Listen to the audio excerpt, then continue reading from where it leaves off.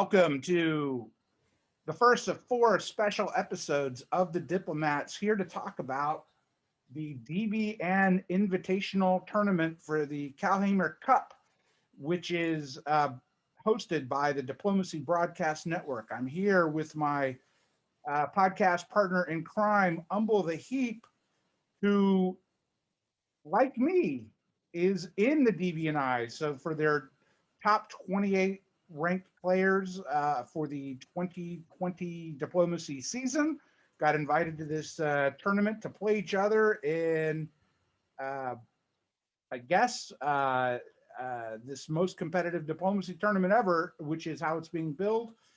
De facto world championship for 2020, maybe? I don't know. But before we do that, we are brought to you by diplomacybriefing.com. We are here to talk about Umble's game one of DBNI. I've yet to play. Umble, thanks for coming and tell us about Diplomacy Briefing. Good to be here. Diplomacy Briefing is really the way to stay updated on everything that's happening in diplomacy. Great articles that are written by champions of tournaments or other great players. There's a strategy article every week, but we keep updates of the tournaments that are coming up in both the virtual, face-to-face, and online scene. And it's free. You go to diplomacybriefing.com and just sign up there and be a part of everything. Cool. I recommend it to anyone if they are trying to learn about the hobby. Okay, so Umble, you came in as a seed somewhere in the 20s, playing against six other accomplished players for the 2020 year. So I guess the first thing is I want to ask you, the way you got a selection, you can see here that you were England, as you were given 2 points. And by the way, we're not broadcasting this until after the you and I are both out. So there's no secrets being revealed here during the tournament. But you got 200 points to allocate in your 2 games and bid on the power you wanted. I know you like England, so tell me what you thought about the bidding process and how you got England. Yeah, so with being the 21st, I won't tell the exact amount I bid, but I decided that in this first game, I really wanted to try to maximize my chance of getting England. And it's not really, I like a lot of the powers that are on a diplomacy board, but in this virtual setting, I've by far had the most success with England. And part of it is because out of the 9 virtual games I've played, 5 of them have been England now. So, and that's not, just what's happened. And so I'm very comfortable in this setting. And I thought, you know what, England got me here. I'm not going to abandon England now, and was able to bid to get that. Okay, fantastic. So you wanted England and you got England, so you must have been happy. Yeah. I mean, I know I've been getting a reputation because, out of those 5 games now, 4 have been board topping, and then the other one was second. And so you start to get a little bit of a reputation, and that can sometimes breed fear. But my thought process was, you know what, I'm just going to keep going with what's working right now. Yeah. And so France and Germany, England's most important neighbors, are Francis Kudasov, who was the season 5 Nexus winner from Italy, a young guy, 17-year-old, very accomplished. So you had a little familiarity with him, I'd imagine. Yeah, actually, with both of them, when I saw how the board powers were aligned, I was very happy because I had a connection with everybody on my side, and they didn't necessarily have a connection with each other, which is always a good thing. And so that really dictated a lot how I decided to approach this game. So with France, we never played a game together, but he'd written for the briefing. So, we'd conversed. Tommy, never played a game with him before, but he's written for the briefing. So, we had that because both of them were tournament winners. And then, of course, in Russia, we had Sergey, which, we had played really well together as allies. I had stabbed him in another game, but and we interviewed him last year. I'm very comfortable. Yeah, I'm very comfortable with Sergey. We have a good rapport, I feel. And so when I looked at the board and what was there, I was very, very happy about what was I felt like this is a board I can really work well with. I just have to see what's going to open up to me, but I felt like I was going to have a lot of options. Yeah, and Hunter Catcher is a good player in Turkey, and I remember Max Fax Sergey is Russia, saying he's a very logical player, and I remember that interview where he talked about his game style, and I really have enjoyed playing with Tommy a number of times. Very friendly guy, so this had to set up well for you. And then Yeah. add England. So before we get to the spring moves, tell us about negotiating and what was your plan? I know you like Belgium. Well, right. You know, if you have a power that's going to offer you Belgium, that usually makes it pretty easy to decide who to go with. Really, my entire game plan came down to Sergey, and because I was comfortable with that relationship, I felt like there was just the one concern. In fact, I even asked France, you know, how well they knew Sergey, and they had apparently played a game together at one time at Nexus in one of the tournament ones. So my thought process there was, you know what, I probably have a better mid game if I eliminate France. If France and Russia know each other, maybe it's a little better to eliminate France so that it's me and Sergey that have the relationship, you know, completely, because he has not played with Tommy. And so really Sergey 100% was my key to how I was going to play this game. And I was, you know, coming in, you know, you're just wanting to be one of the people with a shot to do well in the game. And so I felt like long term, even though a lot of times people don't think ER is the best alliance, I felt like long term there was going to be play there. And the other nice thing is me and Sergey talked a lot about what was happening there in the East. So I was able to have some influence in the East also as we kind of bounced ideas off each other. So at the end of the day, I wanted to get Belgium, obviously. I didn't want France to get into the channel. I wanted to set up, you know, a good 1901 for me. But I really wanted my real thought process too with all of this was Sergey, really. Did you have any concerns that he may go north? No. I mean, I told him the same thing, you know, that I tell every Russia, you know, I won't put an army in Norway if you don't go north. You know, and Sergey, you know, from the beginning there too, hey, I want to work this. And he even said, I can't remember if he said it at the beginning, but even midway through, he said, you know what, even if I get second, that's good. And I wanted Sergey to do well too. I did. I like Sergey a lot. He was disappointed, I believe, in another virtual fate Carnage, maybe, where he had played, and I think was frustrated. So I think he wanted a good experience. Yeah, and I think at the end of the day, I mean, like he had a good game, because whereas when me and him played at which one was it? I think Boston, the Boston Massacre. Oh, Boston, that wasn't. Yeah, correct. You're right. Yeah, I was England and he was Germany, and he ended up only having 2 or 3 senators, and not only that, he then was and number 1 seed John Anderson was France in that game. Yeah, we took him out fast. But you know, it's hard as France to live if you have a really well coordinated EG, and so I can play either one, but you know, if no one's coming to help France, if you just play safe moves, France is he's gonna pretty much be done by 1904, 1905. But now, who was Italy, and did you try and get Italy in on the action against France, or what's your theory as England about Italy joining? A lot of times Italy seems to get the spoils when it's a gang up. Yeah, you know, it all depends on how France approaches it. I did not invite Italy to come be a part, and it really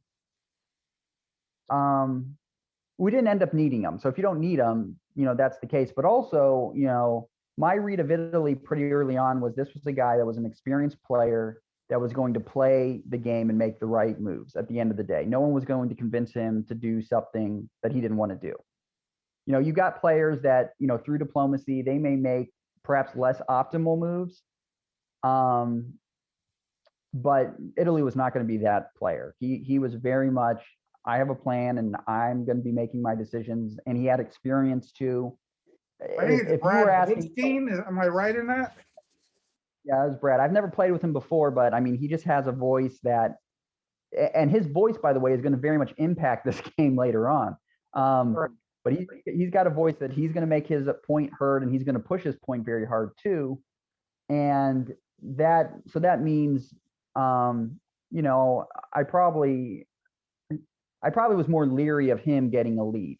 And so, and Sergey in our discussions, that had a very important play early on when Turkey NMRs.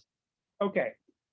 And another issue is Tommy Anderson, which is, did you develop this relationship right away, or were you keeping your options open? Obviously, I know as England, because you've talked about it multiple times on the podcast, you are in favor of that Fleet North, Fleet London to North, Fleet Eddie to Norwegian, and you like Army Liverpool to go to York as opposed to Edinburgh, which I tend to prefer the Edinburgh move, but you like the Yorkshire move. Did you consider going to the Channel, or you wanted to keep your options open? No, I didn't consider going to the Channel at all because, again, I think to play a country consistently well, I think it's important that you give yourself options. And I was not worried at all about France, but I didn't know what Tommy was going to play like either. So, you know, you want to leave your options open, and so that you know in full 1901 kind of what's happening and who's kind of open to what you're doing.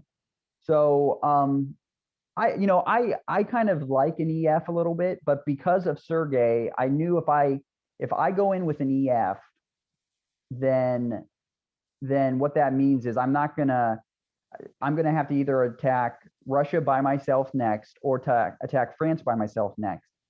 And you know, I pretty early was like, if Tommy will work with me, that's going to be the way to go. And so it was, but at the same time, I was open to working with France if Tommy wasn't going to end up being a good ally. Okay. I didn't want to move to the Channel and you know, completely hedge my bets, because when you move to the Channel, you give all your diplomatic power away. Like once you move to the Channel, whether it's France or England, your diplomatic power is lessened, and it's only one direction. I think, in my opinion. Well, I only move there if I'm really sure France will move there. Right. And were you at all worried about that? No, because again, you know, France didn't have a connection with Tommy, and I felt like they weren't going to be that aggressive then to start out. Okay. And you know, we right. So you did your normal opening. Yeah, we negotiated it. Yeah, so I wasn't surprised, except for, of course, Turkey there didn't move. And at the same time, you know, you look there and you see, okay, Italy and Austria are doing what appears to be Chi Lepanto in some way, shape, or form. And so, you know, Sergey and I immediately talked, and I said, you know what, if you don't help Turkey here, you see how close Austria and Italy are working together, you could easily be next. And I said, I think you need to help Turkey just to catch a breath. I'm a little concerned about that. Just as a matter of strategy, that move of Rome to Venice, correct, which could be really bad for Austria. I would hate to see that as Austria if I gave up Trieste. Yeah. What's your general thought of that move? Yeah, and I said that to Sergey. I go, you know, it's possible it wasn't agreed because of that follow-up army, but I said that doesn't necessarily mean that that's really the case. So I said, regardless, you know, you helping him with Bulgaria isn't going to really hurt you long term. I mean, you can always work with AI, but you need to figure out what's happening, and you don't want them to be the one that gets the spoils for Turkey. And so for Hunter, you know, I really encouraged Sergey to do that, and we were talking back and forth and sharing ideas, and you know, you'll see in the fall that's what happened. Now there was another aspect. And this was a pretty important moment because both France and Germany were saying they would support me to Belgium. And you know, what I'm telling Germany is, you know, you got to balance Russia here in Sweden, because you know, Russia's now going to be a much more powerful because Turkey didn't move.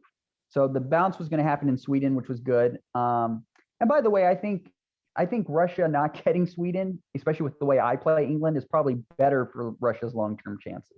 because I'm not a big anti-Russia player unless Russia.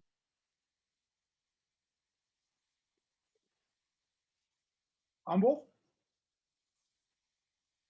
I'm actually pretty open in that way to working that. But I set up with Germany to, and he was on board with that. He's like, yeah, I can't let Russia have Sweden with how Turkey's moved.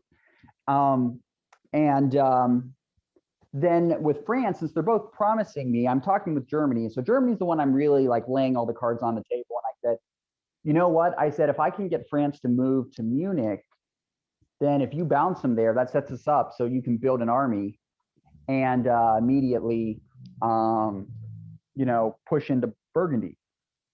So in my talks with France, he agreed that he would move on Munich. And I said, you know what, if Germany bounces me in Belgium, so be it. I said, but then you'll get Munich, it'll be okay. And he's going to start to crumble. Because true, you can't hold Munich, but if you're getting these builds, then you can always retreat to Bohemia and then support back. And it's still a huge annoyance for Germany. So that gets set up. So I'm able to tell Germany, make the bounce, get the build, and everything happens the way that I had wanted it to happen. Do you know if Germany told Russia he would take Sweden? Because a lot of times if Germany says, I'm going to bounce you, Russia just moves to Baltic. I don't think so. My understanding is that there were some lies, like that both of them kind of lied, that Germany lied to both Russia and France. I don't think Germany told him. I think Germany told him he was going to let him in, because both of them after this point, they don't really cooperate anything with Russia. I mean, I'm sorry, with Germany. So that gives me a good, that gives me a very good, ability to be the one that I'm the kind of the central person that everybody's working with. I think that's always important, because after these moves, like I'm not going to be lying to France as I'm attacking. And that's always important. Like if you're attacking someone, there's no reason to lie to somebody if you don't have to. Because there's going to come a point, especially as they get lower and they start to get desperate, you want that relationship to be like honorable. And I try not to tell stupid lies. And the other thing I set up with Germany here too is I said, you know what, with these two builds, if you'll do 2 armies, I'll do 2 fleets. And that's always really important in these moments, because you've got to you're setting the table for what's to come. So he agrees with that too. So it became very easy for me to do this EG. And it's interesting, in the broadcast, they were talking about how it looks like an EF because of France's moves. But in reality, that was all orchestrated to have the most optimal attack on France. Right. But France surely did not suspect it at this point. No, but he's about to after the builds go through. At this point, yeah, right. The builds haven't gone through, but at this point, both F and G think they're working with you. Correct. And I remember I talked with France a little bit about building Fleet Brest, but I probably should have tried to make a deal where I said, I'll build Fleet Edinburgh and not Fleet London if you don't build Fleet Brest. And that might have been a nice little setup. But I didn't think about that line to go forward. So anyway, he's going to see with my builds, I'm going to build 2 fleets and just go at this. So the other interesting thing I think that happens on the board as I look at it is, because of Italy's move to Rome, Vienna is fearful of Italy moving somewhere and lets rush into Galicia. Yeah, that's weird. Yeah, you're correct. That was kind of weird. That's really interesting on a lot of fronts, because if Italy had a play on that, the truth of the matter is, if he was fearful of it, he should have done Vienna to Trieste. That's the follow-up. You're just playing 50-50 right now. If you're fearful of a move like that, that's the direction you go. But so I don't get that. I just wasn't the most optimal thing. But thankfully, Sergei supported Turkey into Bulgaria, so there was still going to be a game going on. And Sergei's got control of the Black Sea, so Sergei's at a great spot. He's at a great spot to play in. Yeah, other than the bounce in Sweden, it's essentially a perfect Russian game plan at this point. Yeah. And it's not going to be a terrible thing either, because come next year, I mean, my negotiation will be put a fleet in St. Pete, let me into Sweden, and you and I aren't going to have to to worry about us attacking each other. So So, the Fleet Liverpool is the absolute signal. Did you right. think Germany, or did you think France was going to build Brest? Well, like I mentioned, we had talked a little bit about it, and he had said he was going to, and I didn't think to follow up with trying to give a carrot for him not to do it. I didn't think that part It through. would have been suspicious. Well, yeah, I could have said something like, any interest if I do Fleet Edinburgh instead of Fleet London, and I could have maybe done something like that, but I just didn't think I didn't think of that. He probably would have still done it, because that's the right move to make at this point. So, but obviously, then he comes to me, and it's basically the conversation I have with him is, go ahead and defend the best you can, and there might come a moment here when I need to switch, but I'm not going to lie to you and tell you I've got some grand plan against Germany. I said, I didn't tell him my reasoning for attacking him at that point, but which was based on my relationship with Russia. But we, I just said up front, look, this is what I'm planning to do. And I said, defend, and I know you'll be able to do a good job. You're a great player. And so, it wasn't a super long conversation. And he didn't really try to, I think he kind of knew I was committed. And so there wasn't a lot to talk through there. Man, I can't really believe you talked Tommy into building two armies, which I know solidifies the alliance. But as a Germany, I would have said no. I'm building a fleet and going after Russia. I can't get Well, Yeah. But the other part of that too is I'm much more likely to want to go. When a German says I'm building two fleets, that would definitely give me more pause to go than not to go against France, because I feel like if I am going to really take out France fast, I need Sweden to build that next fleet. And if not, it's just you're starting to do guesswork, or you have to get rid of the North Sea, and it's not optimal. The reason why in my EGs we've been able to kill France so fast is because I got Sweden. Okay, fair enough. But as Germany, what would you have done? Well, as Germany in this particular case, I'm not against doing two armies. I don't think it's the death knell. The problem at the end of the day here is that I think Germany has is that I don't know. It's hard to say, because normally I want to make a play on Sweden as Germany. That's for sure. I may prefer have waved. I may have waved if you insisted on it. Yeah. I want to make a play on Sweden and or Norway or something. It all depends on the alliance and who I'm playing with. So I wouldn't mind necessarily doing two armies. You put up, other you make some other things that you're saying I want for this to happen, if that's the case. But I just believe two fleets are essential for Germany's survival. Yeah. Yeah, it's hard for me to say. I usually do two fleets, but part of that is also I've never been approached with in England that said, hey, I'll do two fleets to your two armies and plan that out long term. I Right. probably would, but it wasn't a hard sell. And it's not a, people kind of make it at the most terrible thing. It's not the most terrible thing as long as, you're playing competently and not, and getting your builds and moving forward. Right. I was a little surprised. The other thing before, I don't know, we're going to go on by Sergei's moving Russia building in Warsaw, not Moscow. Yeah. If you want to do the two armies, you probably want to have Russia and Sweden in that case.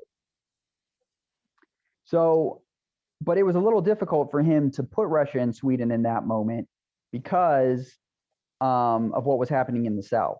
So I think if you're going to be doing those two armies, you probably want Russia and Sweden to counterbalance England, and try to keep those two, keeping each other honest while you get your builds in the South. Right. Okay. So I'm going to just guess spring 1902 is pressing the attack, which you do. You secure the channel, and you move to North Atlantic, which I think is the right move. Right. Yeah, you want to lock that up for a lot of reasons, but you can then use that to do your to make your support from English Channel into the Irish Sea. You need to lock that down. I see sometimes people move to Irish Sea right away. That's not the optimal, in my opinion. That's not the most straightforward way to do it.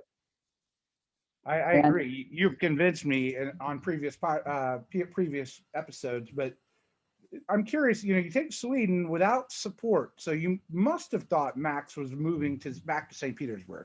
Yeah, and that's the deal. The deal is, look, I'll put my fleet into Sweden, and you and I will have peace this whole game. I'm not going to push. I'll let you know if Germany's going to move on you. And as Russia, at that point after you've been balanced, you're not getting it anyway. So that's the most ideal point. If you're not going to get Sweden, it's probably better for England to put that fleet there and you not to be worrying about the North. Okay. So I think it's a good one. I encouraged Tommy to go to the Black Sea just because I felt like Baltic. Yeah, I'm sorry, the Baltic.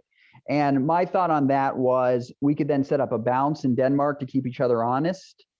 And it also, it relieves some pressure I have in the North Sea that maybe I want to send a fleet south or something like that. Well, not that honest. You still have the North Sea. So, correct. He's the one that's got pressure on him at that point. Right. Especially when he moves Kiel down to Ruhr, which I think is the right move. But, it's just a perfect set of moves for you at this point. And, but, here's the thing. Like, obviously, being in Baltic is a better spot for him. And at any point with what we're doing against France, I can always take Denmark, but that's going to be a short-sighted move, right? So in a lot of ways, we're kind of hemming Russia in, keeping him honest. And so Germany kind of likes it too. And then, it's not really accomplishing a ton. The big thing that's helpful is if I do decide to take Denmark, I don't have to worry about a retreat, into Skag or Helgoland Blight. So that's an advantage, that if I do decide to make that move, which my thought would be in the mid game, that was going to be a real possibility, depending on what was going on, that I don't have to worry about that retreat. 2 questions on the East. What did you think about the move of Ankara to Armenia? That's the first one. Yeah, I didn't get that. I didn't have anything to do with that. I'm encouraging Russia at this point to go with Turkey because it creates better balance, which is probably what he needs to do anyway. He needs to create better balance in this part of the relationship. I encourage him to go to Bohemia at this point. But Hunter going to Armenia, like it's definitely a defensive move, right?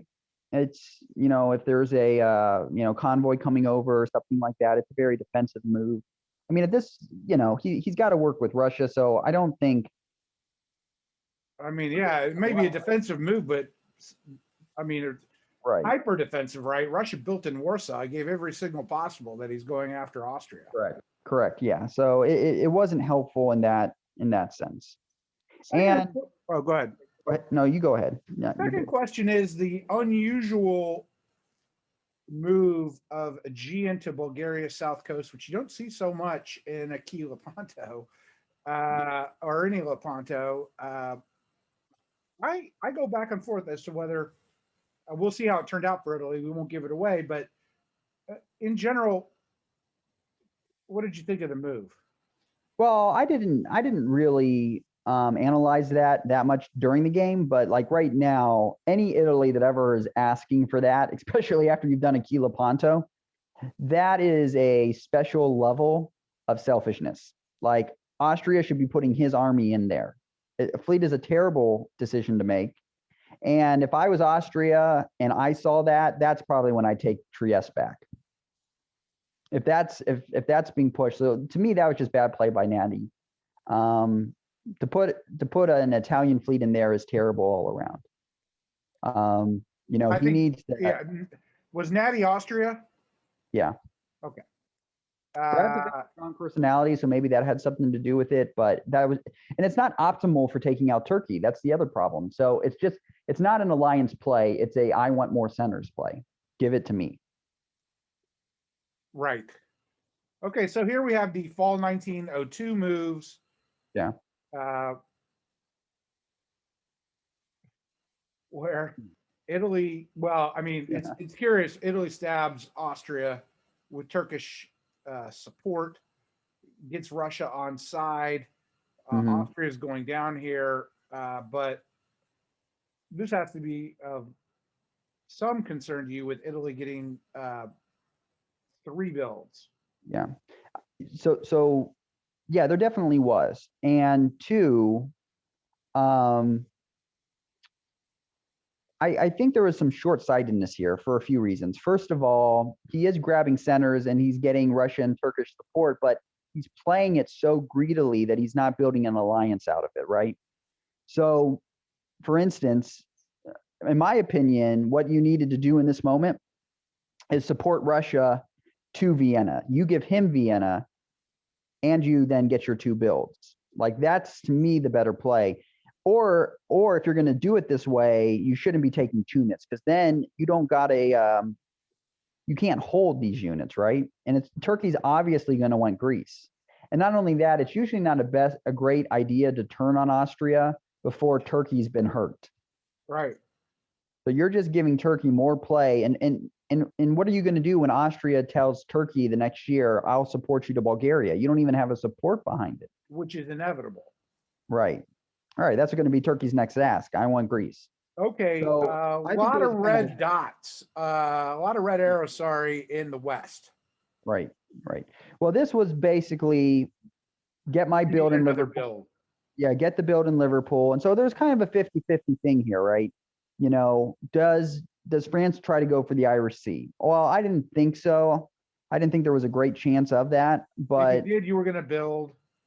right, Liverpool. And so it would have been an annoyance. It would have been a minor annoyance, but and if he goes for it, you know, at the end of the day, I'm in mid-Atlantic. So it was a pretty safe one. This was basically set us up to really do damage in the following year. And you know, we go ahead and we make our moves and just continue on. All right. So you get your build in Liverpool. Yep. Uh, Something interesting here. So Italy didn't get his builds in. I think he forgot to click submit. He said there was an error message, but he didn't say anything to us. I don't know. Who knows? But he didn't get his builds in, so everything resolves and he has no unit. And so our GM said, well, let him get his builds if everybody agrees that he can get them. And there was someone disagreed. if I was Turkey, I would have disagreed. Right, I mean, Turkey NMR'd the first spring. I'm like, what's good for the goose? Right. And of course, you know, there's another aspect there too that, you know, my builds. Wait, well, if someone disagreed, how did he get the builds? So the other thing there is, you know, that Italy gets more information, right? He sees, you know, my builds and he sees Austrians disband, which, you know, it probably doesn't change what he was going to build anyway, but that's what he sees. And so basically he just stormed out and said, I'm done. There were other words said, I won't repeat, but he stormed out. And so there was a retake done and whatever the objections were taken away and he got to get his builds. And so he came back to play. And, you know, the other problem with doing that is I think kind of the way it happened kind of left a bad taste in some people's mouths. So he's going to lose some builds this next year. Yeah. Meanwhile, there's no danger to you anywhere.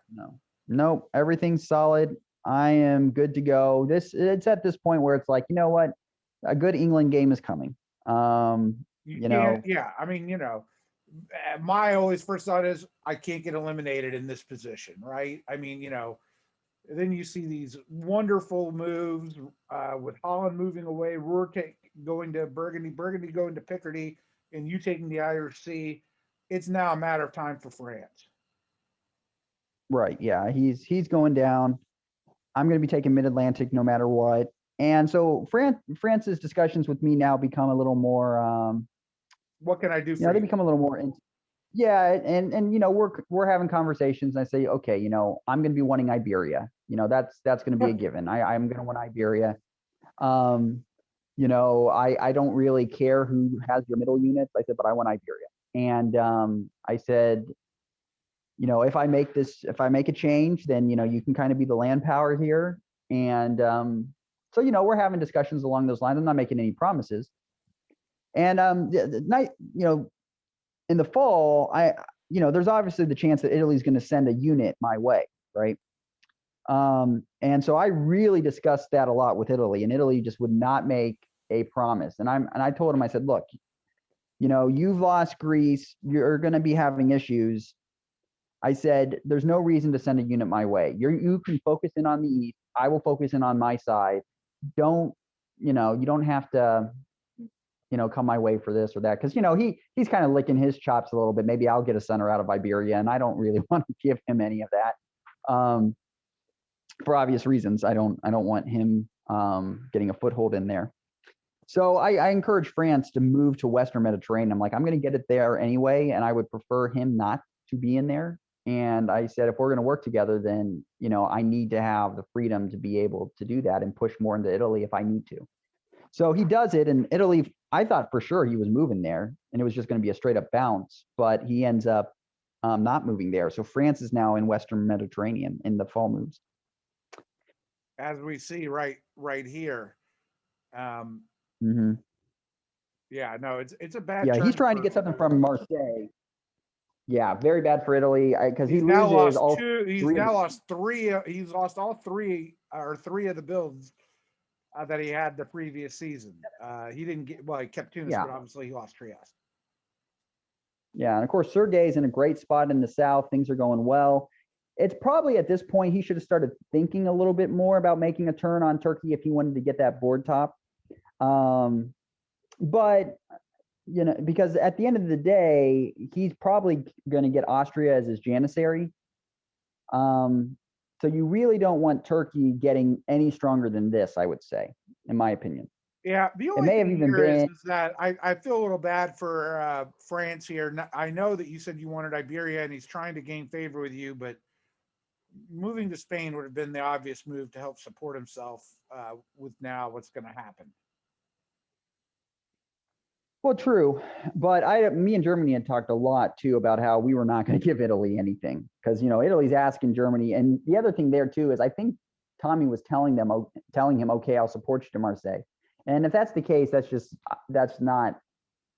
don't want to make those promises as Germany if you're not going to keep them because they're just those support promises when you don't come through with that and they don't get their builds, people are just not happy with you. So if he was making that wasn't a great lie to tell. Right. But we were not going to give that to Italy and let him have any of that.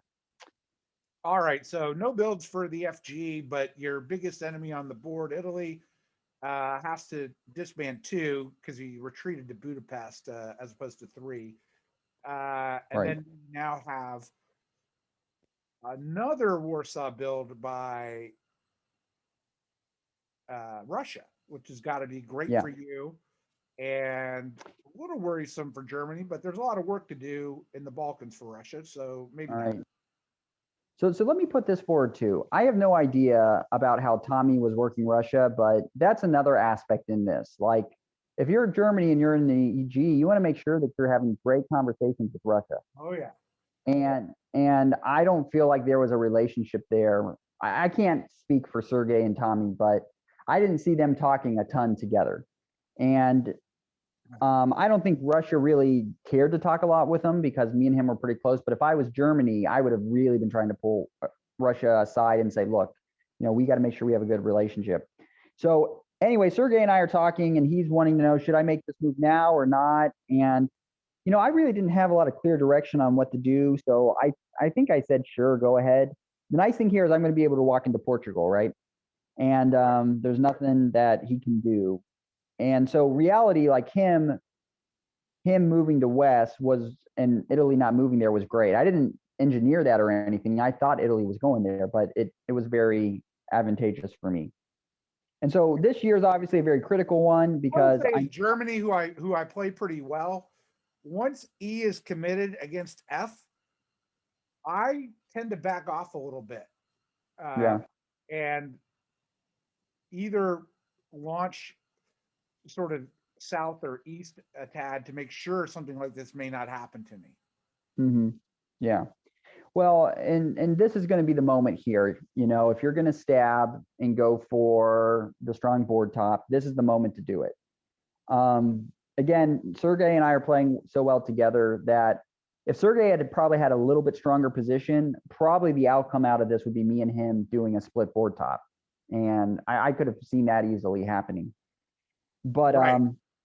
so I'm we setting have the spring moves here. Nothing happens in the spring, right. except Gascony. This is helpful for you. Gascony gets into Burgundy. Yeah. Ultimately, that army gets piffed. So now you got to worry about a rebuild. Right. At Germany, and France launches at Tyrrhenian. Doesn't go to Lyon or no. Yeah, that wasn't me. And that wasn't me. I don't know why he went to Tyrrhenian Sea. I didn't ask him to do that, which was great for me because now I know I can support right into Spain. Well, he may not have thought Piedmont was moving to Tuscany, and he'd Yeah, get one. maybe. But where's he going to build? Right, right. He doesn't have that. I'm not sure what his reasoning was for that at all. But, you know, I moved that fleet down and now I'm sitting here looking, okay, I know I can get Denmark. I know I'm getting Spain and Portugal. So I know 3 builds are coming. And what are you telling Tommy at this point? I mean, this has got to be, he's got to be worried about it.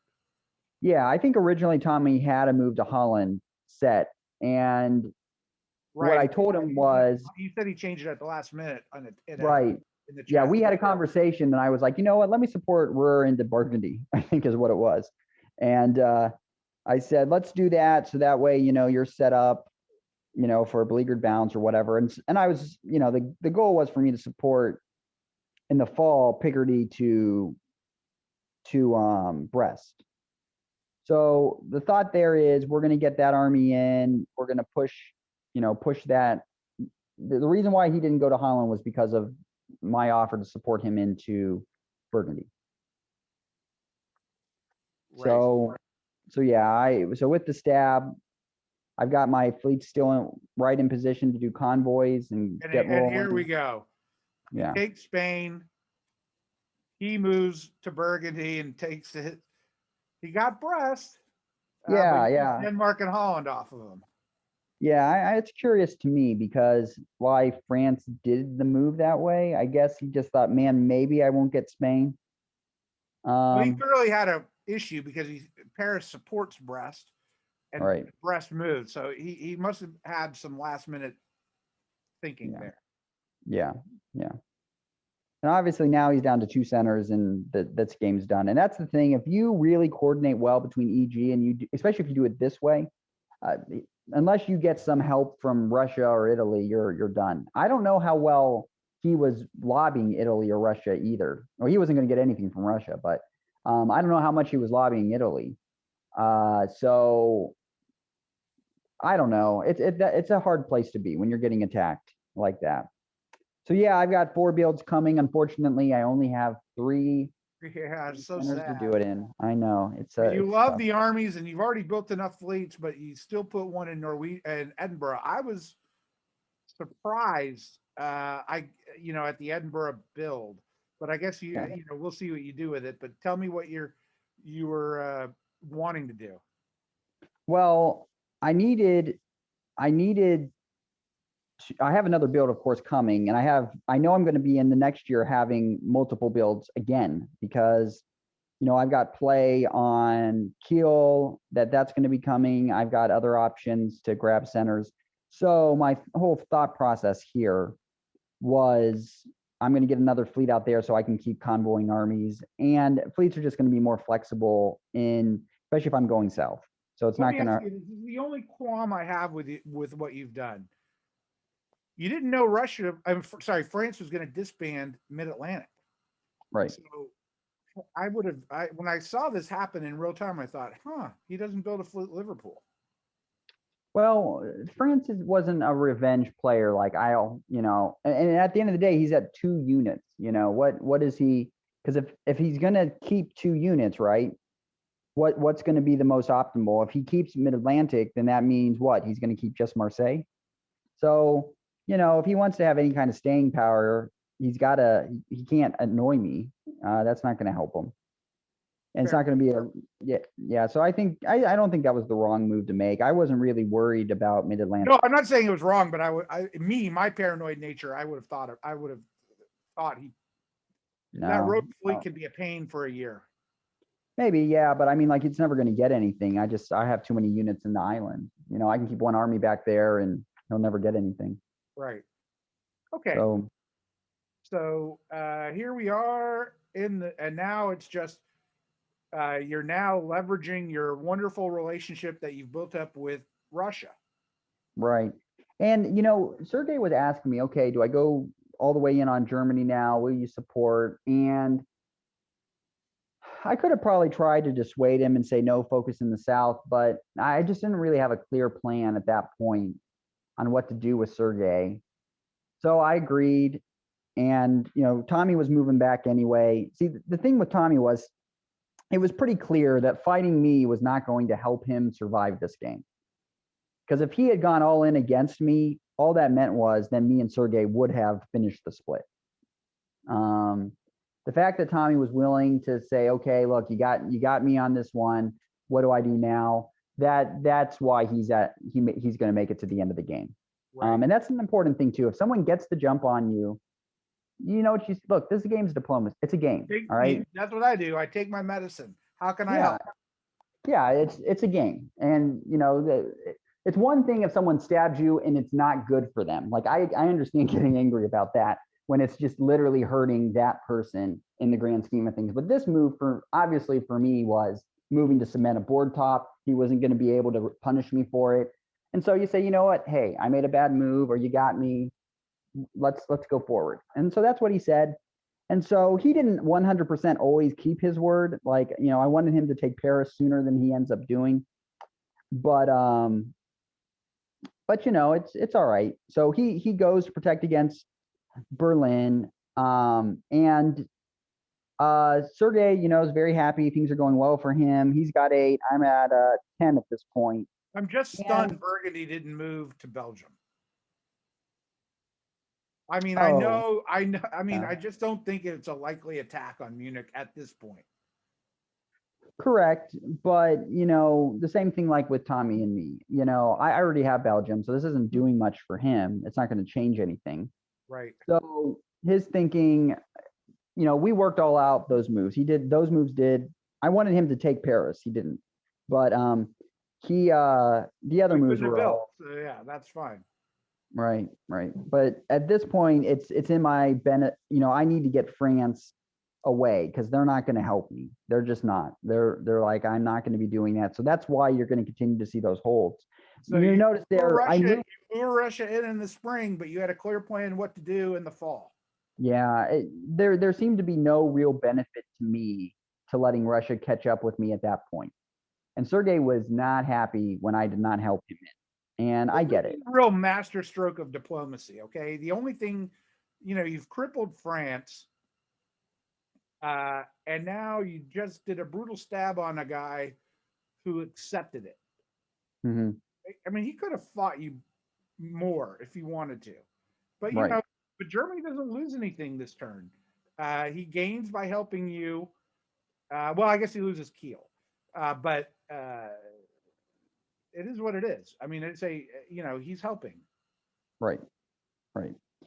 And so, yeah, it just, there didn't seem any benefit to me ultimately to letting Russia, because you can see, Russia is set up to, and he still got St. Petersburg open too. So Sergey, I wasn't really worried that he was going to try some big push on me. I wasn't worried about that, but I was worried on my ability to board top.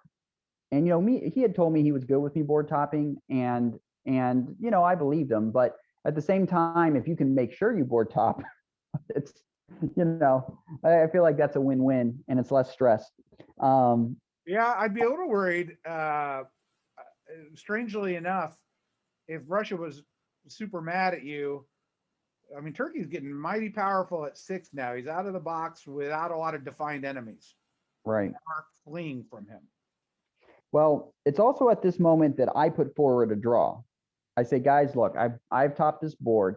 And Sergey and originally was like, I am not going to accept that until I get whatever he was going on. And the board kind of convinced him. I shouldn't say the board. Brad's voice gets very, very impactful at this moment because Brad is like, and he's telling Sergey the truth. You're not going to be out. You're not going to be beating England at this point. He said, the more we play, the bigger England's going to get.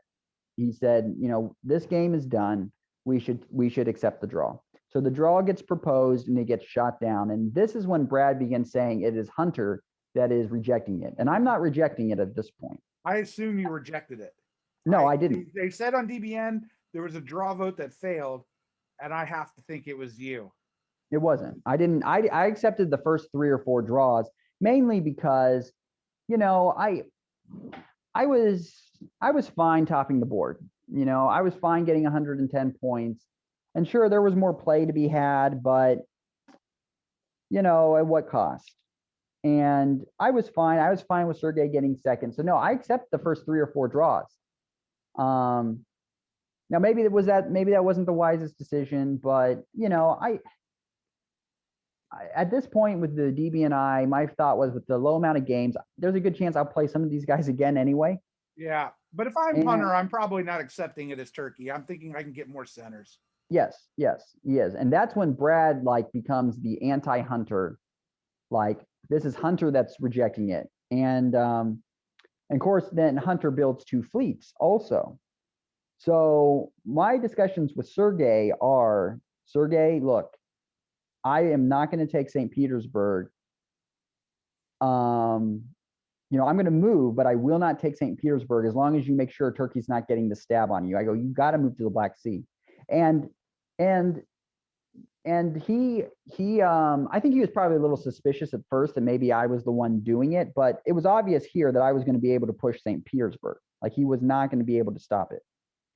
Now, perhaps it wasn't wise for me to push against St. Petersburg as much as I did. I mean, the DBNI crew seems not to like that as much, and perhaps they're right.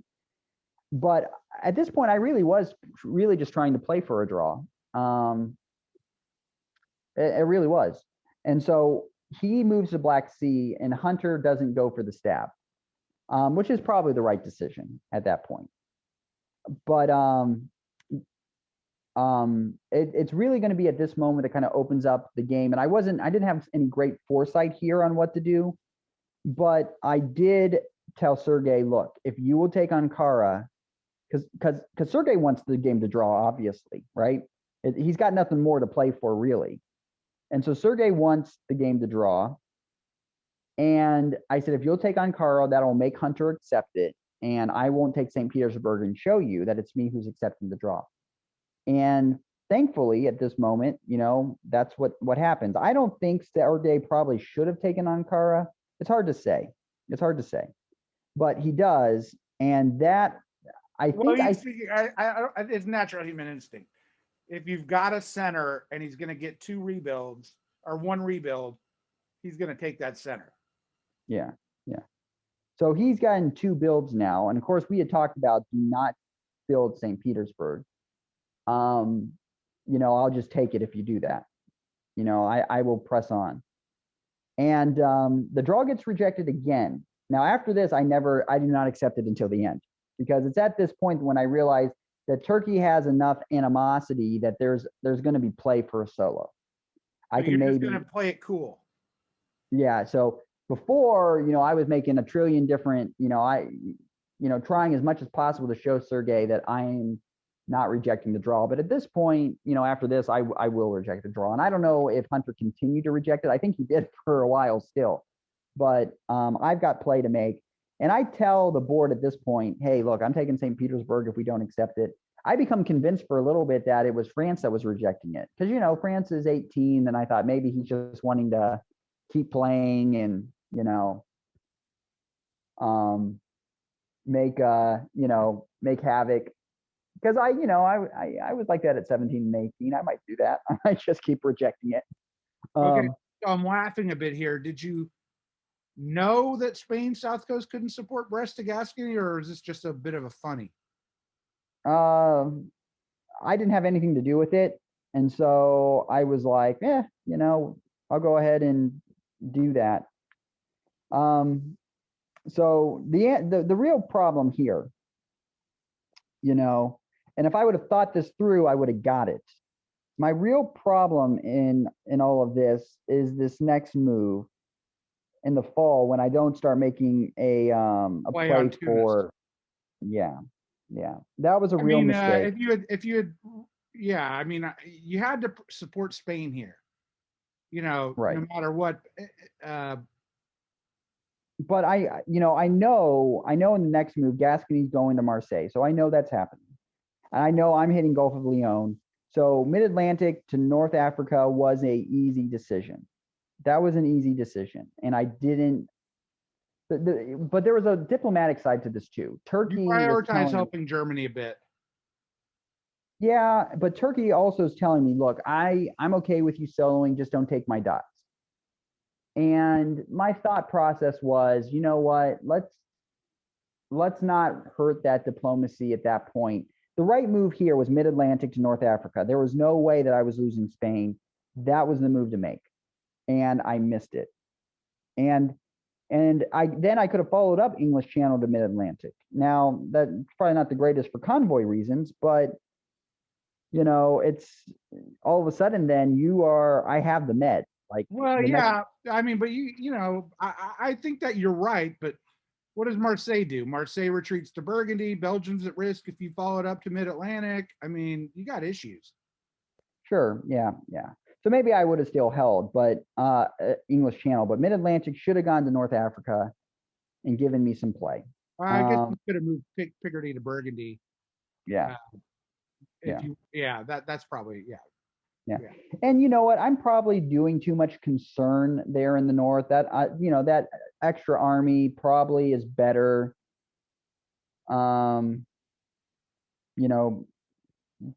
Would have been maybe better last year going south. I don't know. But this was kind of the real where I misplayed going for the solo. I should have put something in North Africa because you can kind of see that Turkey's going to lose another one.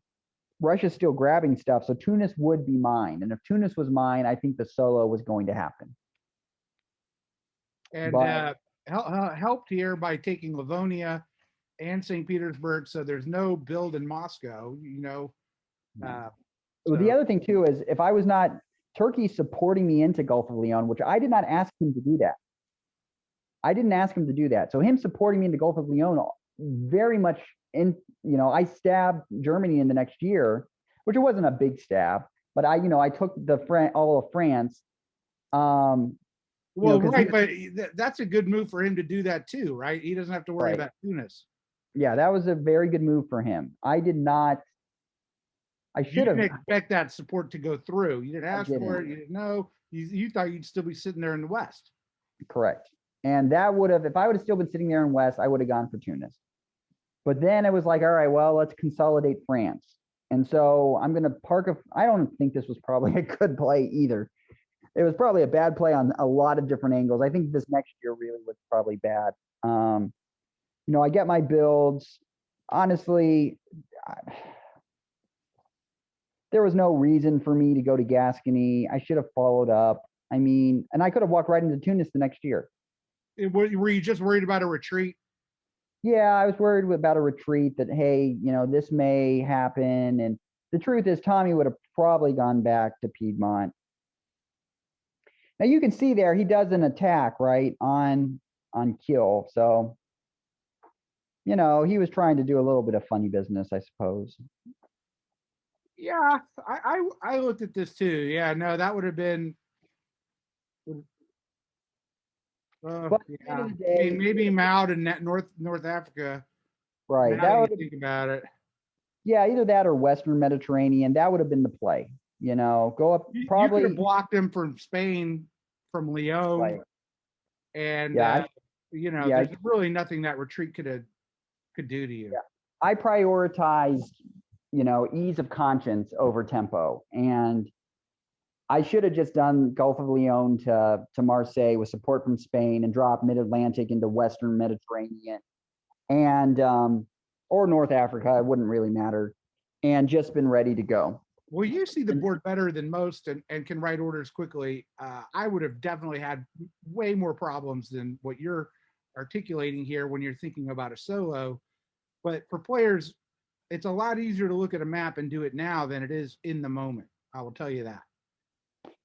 Yeah, especially as you start, you can see here I'm at 13 units. And so especially as you get to 13 units and you're trying to coordinate this and you're And no one's helping. You have no, no partners at this point. no. And it's always, there's a lot of diplomacy to soloing. It's very difficult to make it happen. And this was one of those unique instances where I feel like I could have forced a solo and nobody was throwing to me. It was there. It's, there were 2 other solos that happened in this first day, and they were just straight up thrown. People getting angry and saying, take my centers and you can solo. And this was one that I could have grinded out, and I just missed that moment. And a big part of it was, I'm not going to take it from Turkey. I'm going to get it anyway.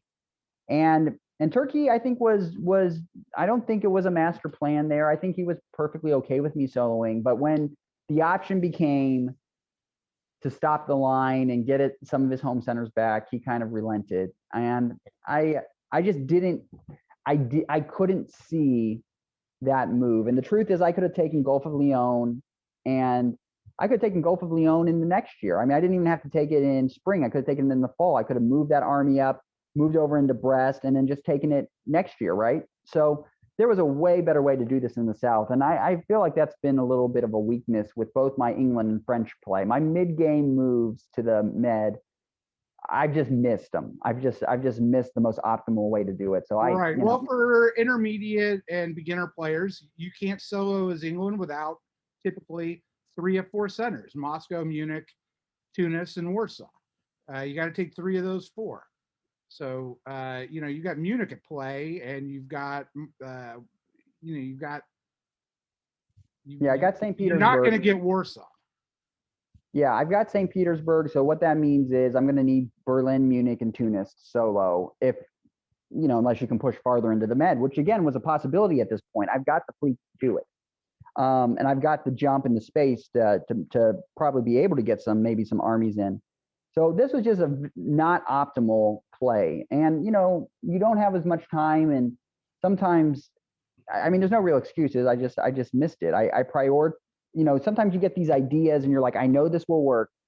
And then you get stuck on it. And that's what happened in this moment. Because everyone's rallying against the solo now. It's 5-on-1. Right. Yeah. At this point, it was like, Turkey was kind of like, no, I'm not going to do it. And I had missed my chance. And so the rest of this game is pretty much me just testing testing the defenses to see if I can grind that out. And so I moved down here. Here was a mistake. So this Gascony could have convoyed to North Africa. Yeah, that didn't matter though. That's not why I moved to Spain. I'm moving to Spain because I want to try to make a play on Piedmont because I don't have that army. And it was at this moment I missed. So that convoy that I had with support would have gone through. And if that would have happened, I would have got Munich for sure. And, maybe there's a play there. Maybe there's another unit. What am I missing? What are you saying the mistake is? Go to the next one. I'll show you. Here we go. Yeah, I decided instead of supporting Spain to Piedmont, which would have gone through, I decided to support Gulf of Lyon because I thought they might attack that there and work in concert, break support in West. And that was a mistake. I corrected the next time, but by then they noticed the weakness. So then they're supporting against it. So see, it was there. And if I would have done that, I could have broken support on Austria. And then, the rest of that stuff is falling. And then perhaps there's a Moscow or Warsaw grab and some convoy things to do. But so we keep playing, and I take Berlin. Munich will now fall probably eventually with a few guesses. I can probably get it. I have to do some switching, but the problem, especially after I take Prussia, and that was the big thing. I kept playing because I wanted to see if I could get Piedmont and Prussia, then I probably was going to be able to pull this solo out. But Now St. Petersburg's at risk. Right, right. And I think Germany still's got, so I get there in Prussia. So now it's obvious I can take Munich, right? Yeah. And St. Petersburg is not really at risk because if he takes it, I'm just going to take it back. He doesn't got the units to keep it. Right. England can always take St. Petersburg if there's not a fleet in the north. So it's at this point that I say, you know what? I won't take Munich. We'll just go ahead and draw. And that leaves Tommy about 30 points. It doesn't affect my points at all. And so I said, all right, we'll do that. And this is where we end it. I don't think there was a solo here. I think they'd have to make some really big mistakes for there to be a solo. For all the problems, I mean, Max said earlier he'd be happy with second. He got Correct. second. He got a higher point total than when it was 10-8 when he accepted the draw. He ended up being okay. Yeah, and right now with how everything's worked out, he's sitting at sixth. And already half the games have been played, and he's sitting at sixth right now. So if he gets, he gets a board top, he's going to be in. He's going to make the final. And so, yeah, at the end of the day, there was that. He didn't quite get it, I think, the way he wanted it. But I don't know. I wanted Sergey to do well. I wasn't trying to ruin his game. Of course, me getting a solo would have, but I think you owe it to go for a solo if it's there. If someone's offering you to do a solo and you can get it, especially in something like this with the DBNI, you're gonna take it. So you sit third after the first game, and I assume you don't have a lot of points left on the auction, but and since this won't be broadcast till afterwards, what are you thinking in terms of what you'll do with your remaining points and how will you allocate them? Yeah, my thought process on it all is I don't really have any control over who I get, not really, but you have control on who you don't get. Is there any country you don't want to get? Well, you probably don't want a country that people are more interested. Like, to me, Austria is a country that people are much more likely to split right away. I probably don't want Austria. To me, honestly, I'm just playing for survival. And so Turkey to me is probably, even though they get eliminated so fast, I can probably play Turkey in this position probably good because I can just say, look, I can help you with whatever you want, any of you guys. And I think I have a good pitch to make to everyone. Look, I'm just playing for survival and to make some friends to get to the top board. And Turkey to me can help all of them do different things. So probably Turkey, Italy, probably my preference would be Turkey or Italy, maybe Russia. And that's probably I'm going to end up getting because the other powers. I don't want Austria just because that seems a really easy way to split. But at the end of the day, my statement's going to be the same to everybody. I am just trying to play here to get a survival and help some people make it to the final board. Yeah. Okay. Anything else you'd like to say about your first game or the tournament in general? I think it's like you were mentioning, there's not ever been something like this before, and so it's been a lot of fun. There's been some solos that are kind of head scratching to me. I guess let me say it about that. There were some solos that happened that I think primarily happened because you had players that were like, if I can't get a board top, then because they were in their second game, right? So they had to get a good score, and their basic thought process was, it's a board top or bust. So I don't care if I cause a solo, and so when some of these stabs happen that cause solos on these other boards, I feel that when I looked at the board, their chances of getting a board top were slim. And so what they really were saying is, I'm okay with everybody else getting 0 points and hurting everybody else's chances, even though just to give me a 1% chance of board topping. And I don't think that's great play, in my opinion.